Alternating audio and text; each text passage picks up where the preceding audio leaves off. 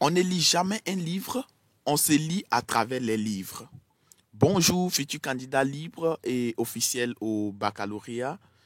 Aujourd'hui, nous allons parcourir ce sujet de dissertation littéraire. Sans plus tarder, on va prendre le temps de bien lire le sujet. Évaluation, dissertation littéraire 4 heures. Romain Roland, dans son ouvrage intitulé Jean-Christophe 1904-1912 déclare: on ne lit jamais un livre, on se lit à travers les livres. En vous appuyant sur les œuvres littéraires déjà lues ou étudiées, expliquez et discutez cette affirmation. Cher futur candidat au baccalauréat, lorsque vous êtes en face d'un tel sujet, voici quelques questions que vous devez vous poser. À quel genre littéraire avons-nous en face? D'abord, un sujet peut porter sur la littérature en général, sur la poésie, sur le théâtre ou sur le roman. Il est bon d'identifier le genre littéraire pour ne pas faire des erreurs lorsque vous serez en train de faire le développement. Ici, on parle du livre. Quand on parle d'un livre, ça peut être un roman, ça peut être le théâtre, ça peut être la poésie, etc. Donc, du coup, parlant du livre, il s'agit de la littérature. Par exemple, les sujets qui portent sur le théâtre, on peut dire le dramaturge, etc. Quand c'est le roman, voilà, le romancier, etc. Ensuite, on se pose la question, quel type de plan avons-nous? Je vais vous expliquer les types de plans que vous pouvez croiser à l'examen.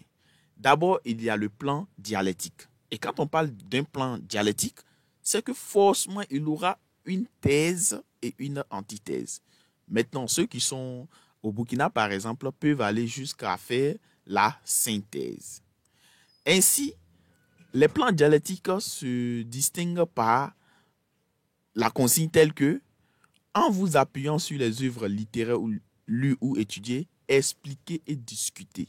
Expliquer et discuter. Expliquer consiste à montrer ce que le personnage ou bien l'auteur affirme et discuter maintenant là, vous partez, donner les limites de son affirmation et les aspects qu'il a peut-être oubliés.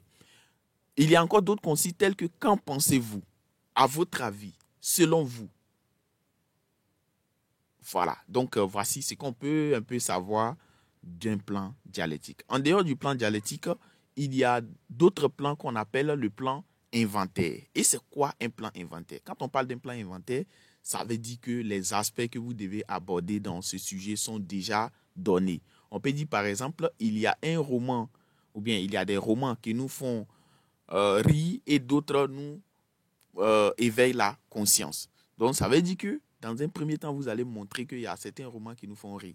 Et deuxième partie, il y a d'autres aussi qui nous éveillent la conscience. C'est un exemple. Et généralement, les consignes sont telles que justifier cette affirmation. Voilà. Souvent, on dit commenter aussi, mais bon, justifier cette affirmation est réellement voilà, l'une des consignes d'un plan inventaire. Ici, nous avons un plan dialectique tout simplement parce qu'on nous demande d'expliquer et discuter. Voilà. Et après cela, vous posez ces questions en moins de 2 minutes, vous pouvez boucler la première étape. Ensuite, il faut commencer par faire une étude parcellaire. Et en quoi consiste cette étude parcellaire? Il s'agit pour vous de définir les mots ou expressions clés ou bien certaines phrases clés dans le contexte. Tel que, si on dit par exemple, on ne lit jamais un livre, ça veut dire la lecture d'une œuvre littéraire ne consiste pas uniquement qu'à décrypter ou bien décomposer les mots ou bien les histoires qui s'y trouvent. Voilà, quand on dit ici on ne lit jamais, ça ne veut pas dire qu'on ne prend jamais un roman pour essayer de lire. Non, non, non, non, non, non. On va certes le lire, mais il ne s'agira pas ici seulement de faire une lecture comme ça. Voilà, comme un élève de CP2 qui est en train de lire peut-être un roman qu'on utilise en terminale. Mais on se lit à travers les livres. Ça veut dire que le lecteur découvre sa propre vie à travers la lecture. Ou bien le lecteur s'identifie à travers la lecture. Ainsi, on va proposer des types de reformulation. Et à ce stade, vous prenez votre clavier, vous allez répondre à la question que je vais vous poser. Première reformulation. Le livre agit comme un miroir qui reflète la personnalité, les sentiments du lecteur. Reformulation 2. La lecture des livres ne consiste pas à décrypter les histoires qui s'y trouvent, mais elle aide le lecteur à se découvrir. Et reformulation 3, les livres reflètent les réalités du lecteur et non autre chose.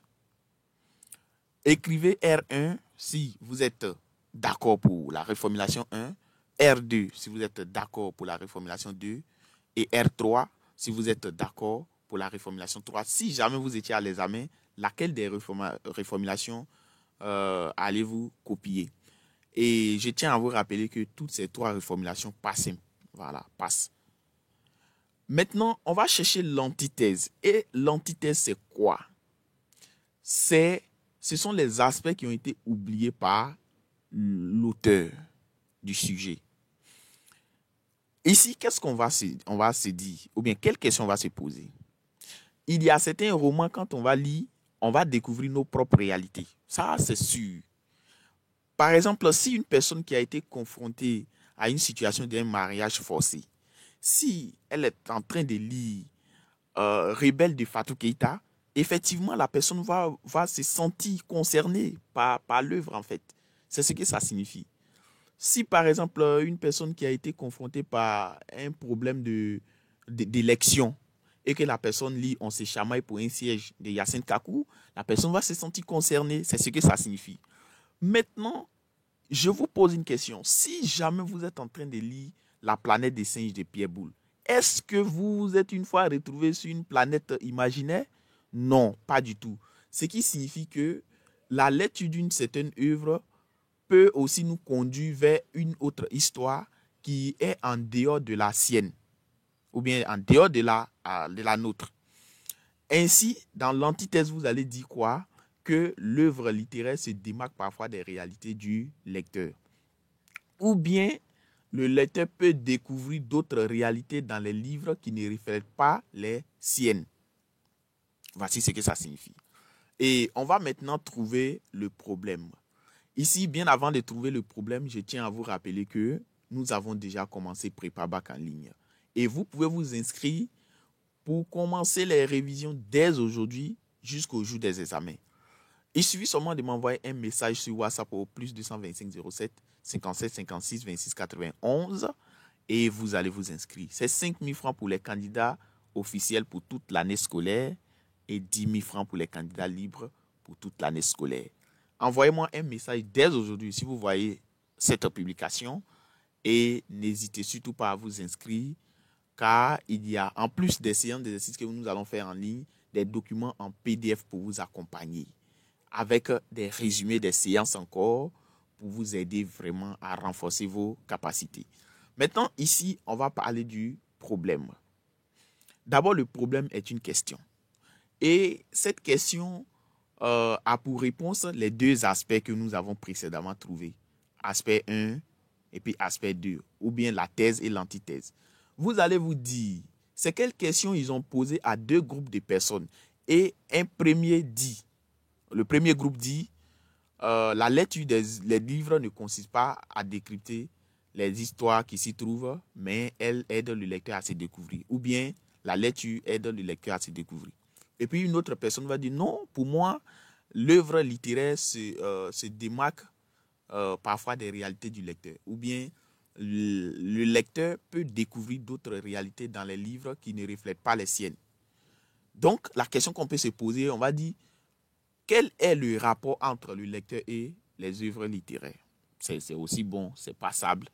Si on dit aussi, quel est l'objectif des œuvres littéraires? Ça aussi, c'est passable, c'est bon. Si vous avez d'autres problèmes en dehors de ceux qu'on vient de proposer, vous pouvez l'écrire en commentaire. À présent, je vais vous montrer juste les étapes à suivre pour faire une bonne introduction. D'abord, l'introduction se fait en un seul paragraphe. Et vous devez commencer par une perspective générale. Et cette perspective générale peut être un constat, une définition des thèmes clés, En tout cas, tout ce que vous connaissez. Ensuite, il faut chercher à insérer le sujet. Et l'insertion du sujet se fait de deux manières. Si le sujet est court, vous pouvez l'insérer directement. Et après même, vous pouvez dire en d'autres termes. Par contre, si le sujet est long, vous devez le reformuler avant de l'insérer. Et surtout, vous le reformulez, vous prenez l'idée essentielle qui sort de la reformulation pour l'insérer. Après cela, vous insérez le problème et vers la fin, vous annoncez le plan. Et l'annonce du plan peut se faire sous forme d'une phrase interrogative ou bien sous forme d'une phrase déclarative. Merci d'avoir suivi la vidéo jusqu'à la fin. N'oubliez pas de la liker, de la partager et de répondre à ces différentes évaluations que nous avons effectuées au cours de cette séance. Merci et surtout, je vous attends au Prépa Bac en ligne. À très bientôt.